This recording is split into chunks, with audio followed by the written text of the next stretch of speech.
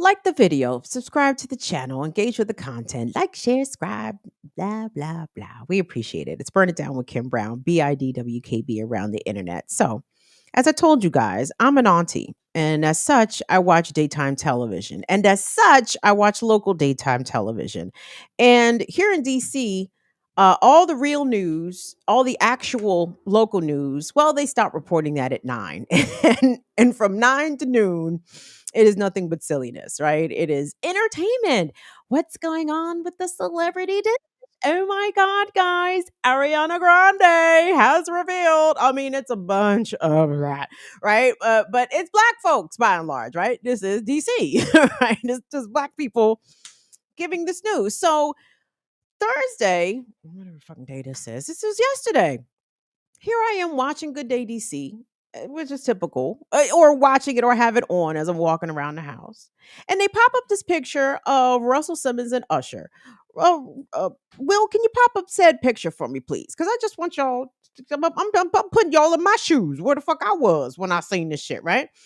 So here they come. They pop up the picture. Hold on. Before y'all ask Kim, why don't you just play the clip of what you saw?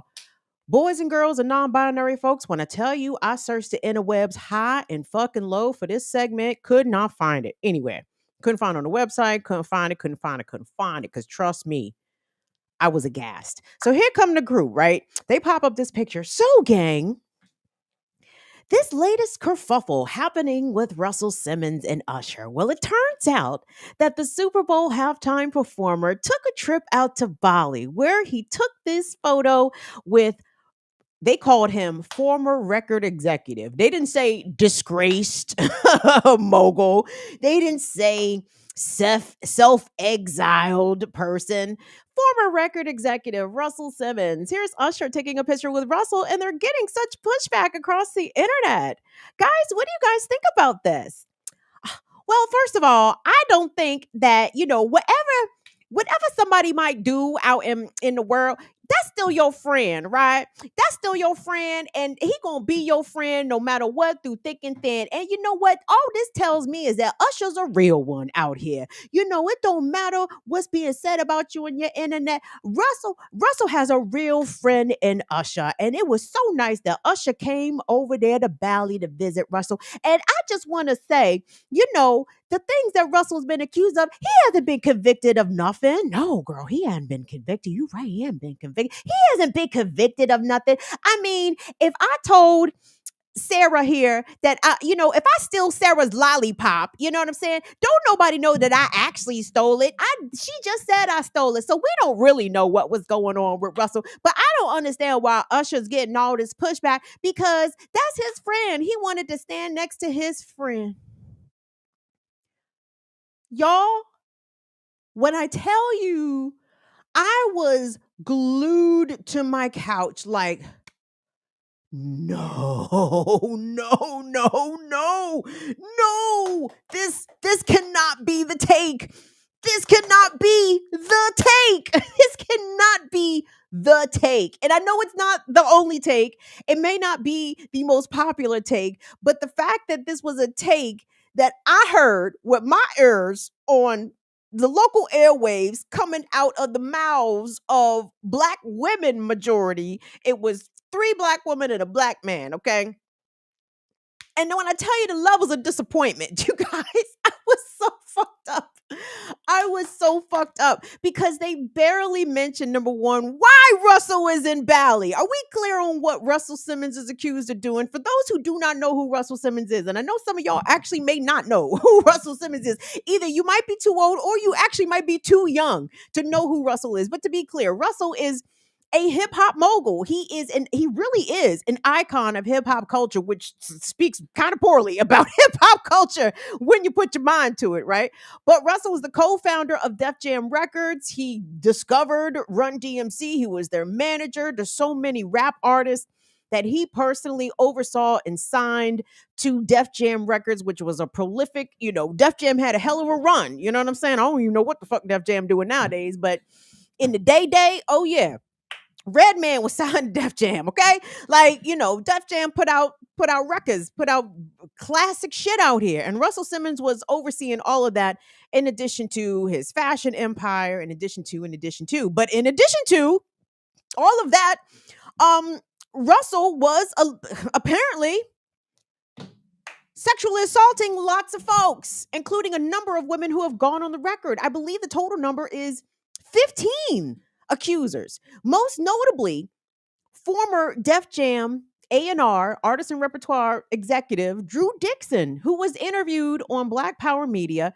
Her HBO Max documentary called On the Record is one of the most striking things that I've ever seen. Like, I had to really prepare myself to watch Drew Dixon's documentary. Just did not feature her, by the way. It featured at least one other accuser of Russell Simmons, who says that Russell raped them. And the fact that none of this was mentioned by any of this crew on Good Day DC, like they didn't mention that there are very credible accusations, over a dozen, and you don't know why.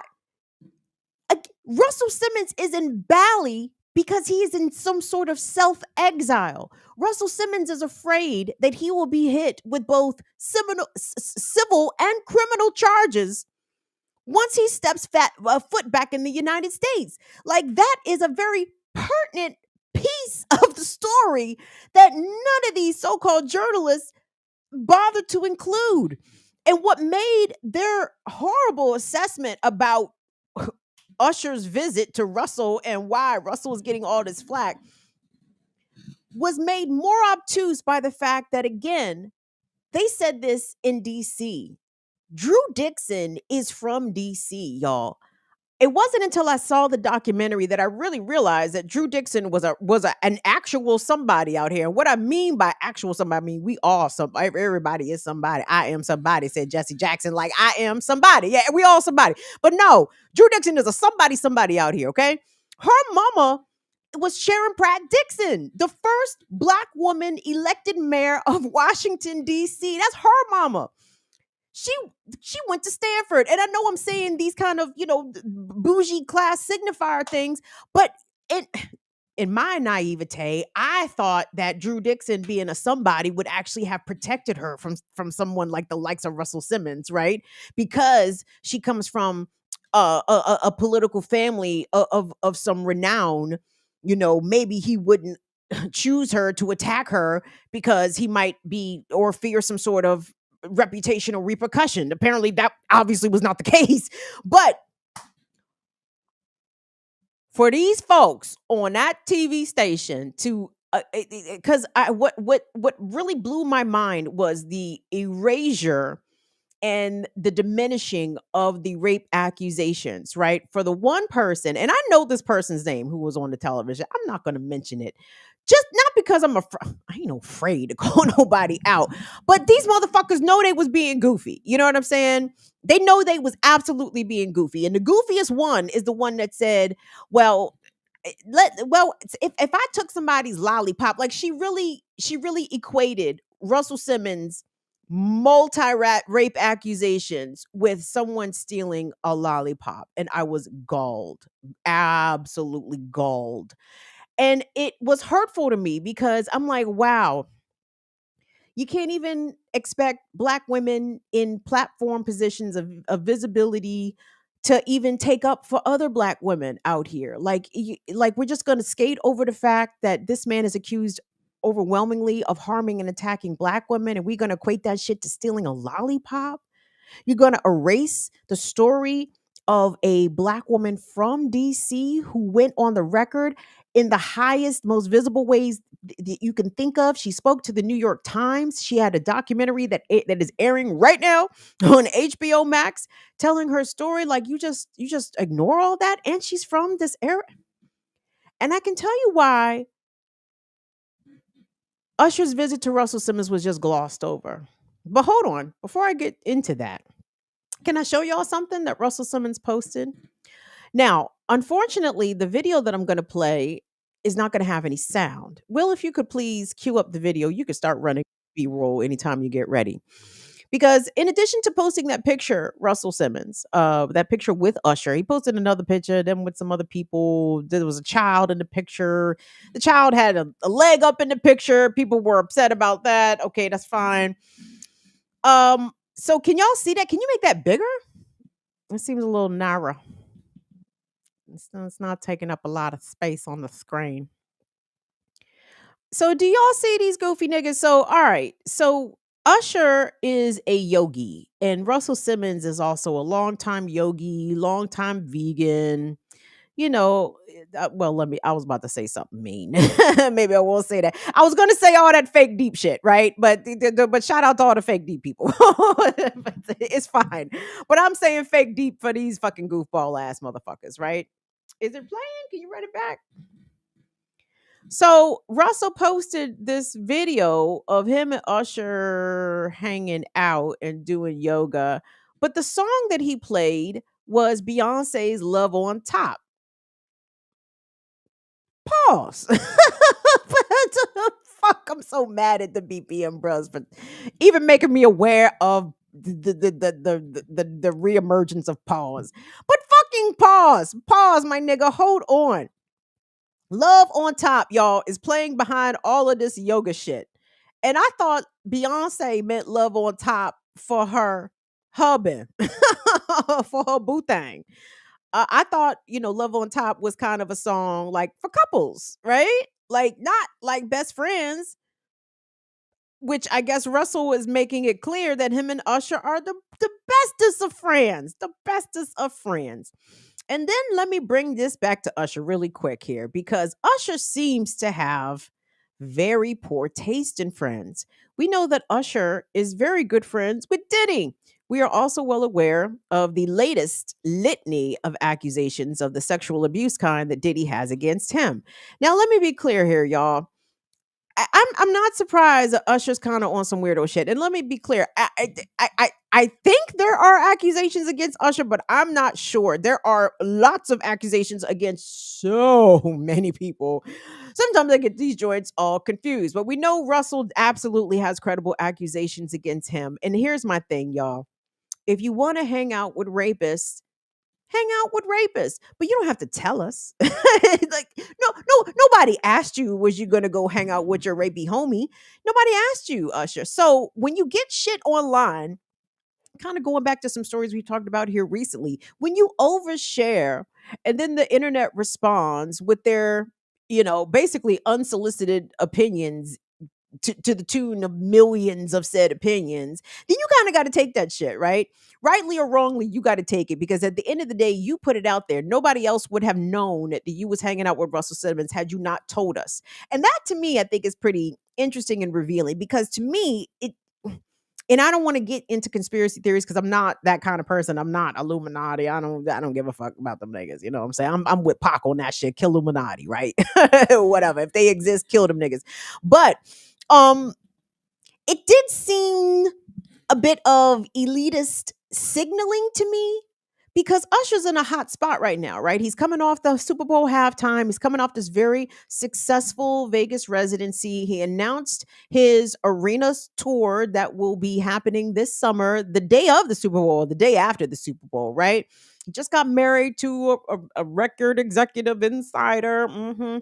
So, Usher's rolling right now. So, and Usher was invited to perform at that Super Bowl halftime by Jay-Z, right? So I'm seeing Usher go in public, not to say that I don't think that he ever condemned Russell or really had much to say about his accusations, Russell Simmons accusations, besides that, that's my boy, I stand with him, whatever. But the signaling that sends to the world that, okay, Usher is publicly acknowledging Russell. Does that mean that it's time for Russell to come back home? Does that mean that the rest of the industry elites, the music industry elites, particularly the black ones, are they ready to re-welcome Russell back into the fold? Because hey, those accusations that was years ago, years ago. Y'all surely y'all still can't be on that shit, are you? Y'all still ain't on that Me Too shit, right? Oh, Russ can come on home, right? Right. he can come home with no worries, right? Usher gave him the high five. um, there's that. So I do think there's a little bit of signaling happening with this public embrace of Russell Simmons by Usher. So I want you guys to keep an eye out for that. Because I told y'all, didn't I tell y'all, isn't there a Run DMC documentary coming out? And my concern was, is this are we re-softening people for the return of Russell Simmons? Because you can't really talk about Run DMC without Russell Simmons, right? Like he was an integral part of the group, of their, I mean, of the formation of the group, the promotion of the group, et cetera, et cetera. I mean, I will not take away Russell's accomplishments from him and what he was able to accomplish for and with hip hop culture and for rap culture, but that don't excuse 15 rapes. Just like, I'm sorry. That don't excuse. I mean, and that's those are just 15 accusers that came forward. God knows what the real number is, right? Who he probably don't even know, right? Which is a scary thought within itself. But back to the black misleadership, in which I will characterize black media personalities. Like, it's one thing not to promote, black self determination or pro blackness or any of that, right? It's a whole nother thing. Again, it's a whole nother level of insidiousness to not even acknowledge the on the record accusations set forth by black women, and to just trivialize it, diminish it, hand wave it away. Why? Because as a media personality, that it's really not safe. Still not safe to come out and be very critical about Russell Simmons, right? In spite of these credible accusations, Russell is still a very powerful person out here. If you don't believe me, and now I feel like a goofy because I didn't pull the video. If you don't believe that Russell Simmons is still a powerful person out here, go when y'all finish here, go look on YouTube and look up Russell Simmons' daughter makes like a tearful, goes live tearfully. And I can't remember if it was Aoki or was it Ming Lee.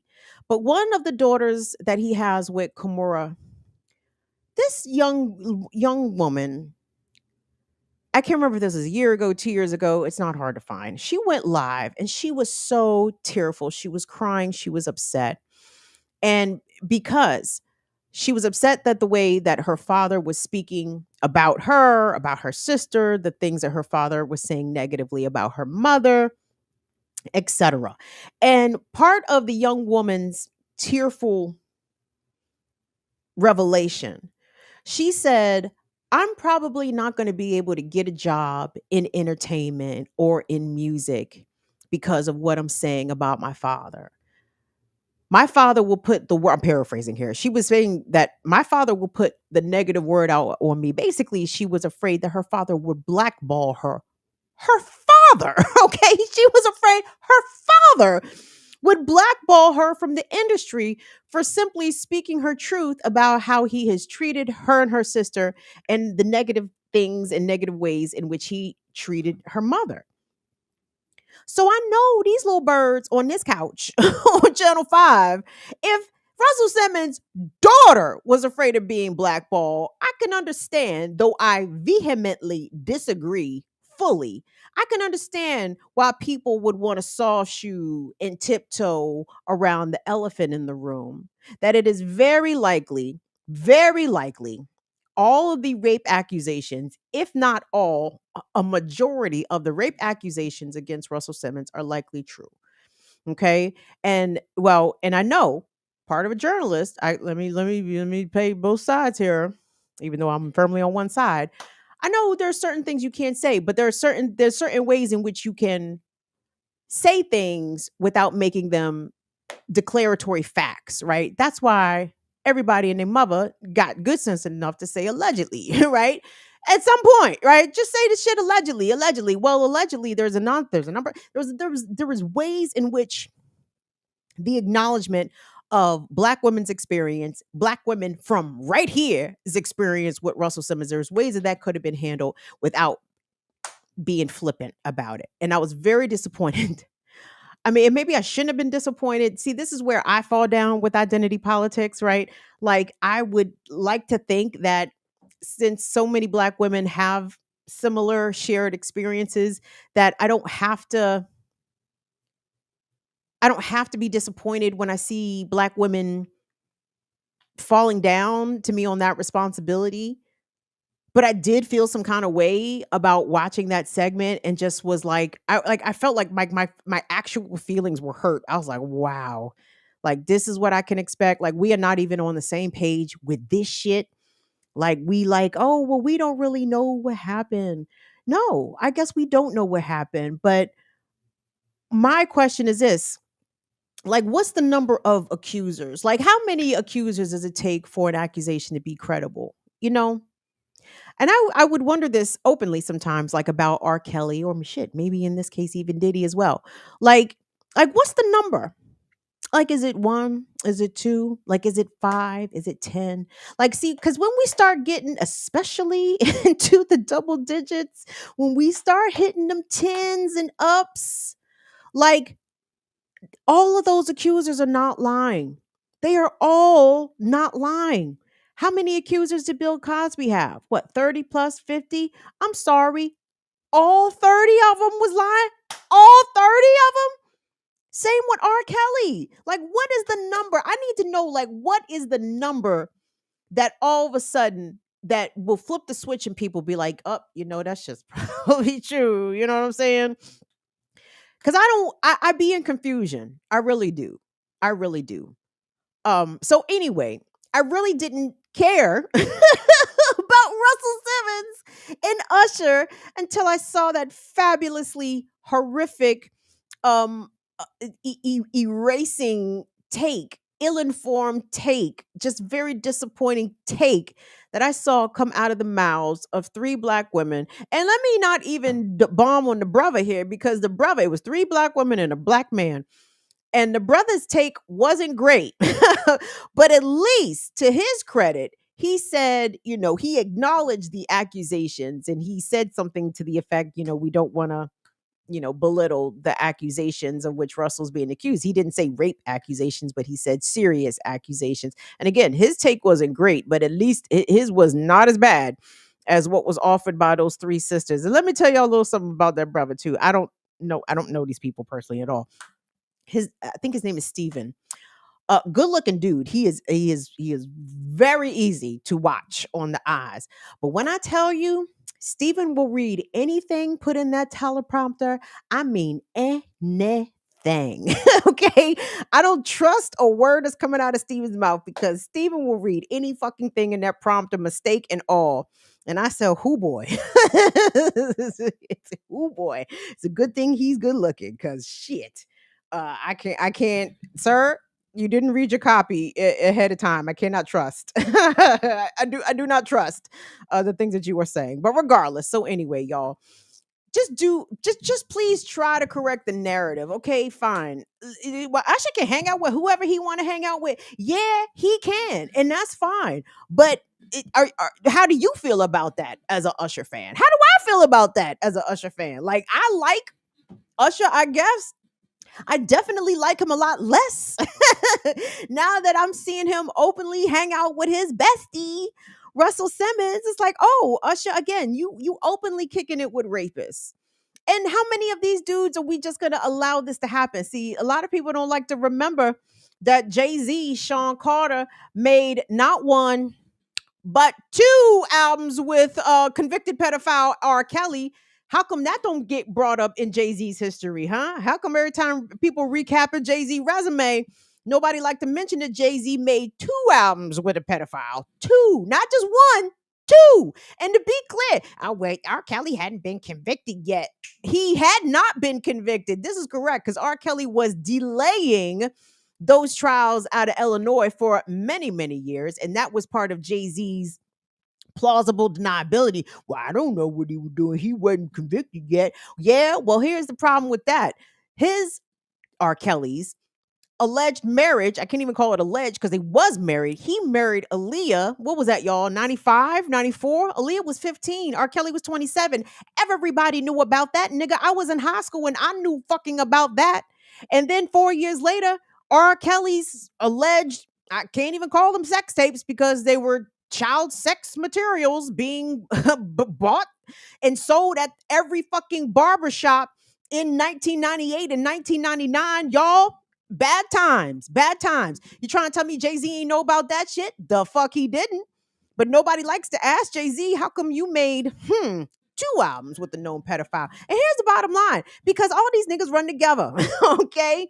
Like, even if Usher is not the rapist, even if Jay-Z is not the rapist, you run with known rapists. So what does that make you? At minimum, it makes you a rape enabler. In some ways, it kind of makes you a rape apologist. I don't see why any man would want to hang out with another man that he knows steals pussy. Why?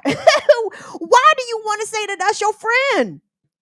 We're going to look at you like you's the goofy. But the problem is, back to the couch, back to the birds on the couch. All the plausible deniability. If the shit doesn't happen in the court of law, well, I guess the shit didn't happen then. I guess R. Kelly never raped Aaliyah because she didn't press charges, and her mama and them ain't pressed charges. So I guess he wasn't guilty. Okay, well, I need goofy niggas to apply two things to your logic and to your takes. Apply some fucking common sense and apply some discernment.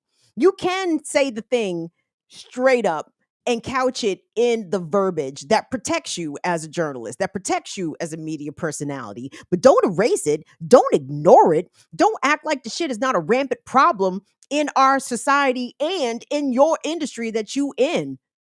You lose credibility to me. But trust me, these niggas ain't worried about losing credibility with me, but that's fine. But I just want y'all to know that there's goofy shit out there, and I need y'all to be aware of it. And please kindly check it when you see it. We have to stop allowing goofy shit to ride. Most importantly, the erasure of Black women's experiences and our traumas, lest of all being erased by our own, being erased by each other. Can we please knock it the fuck off? Thank you.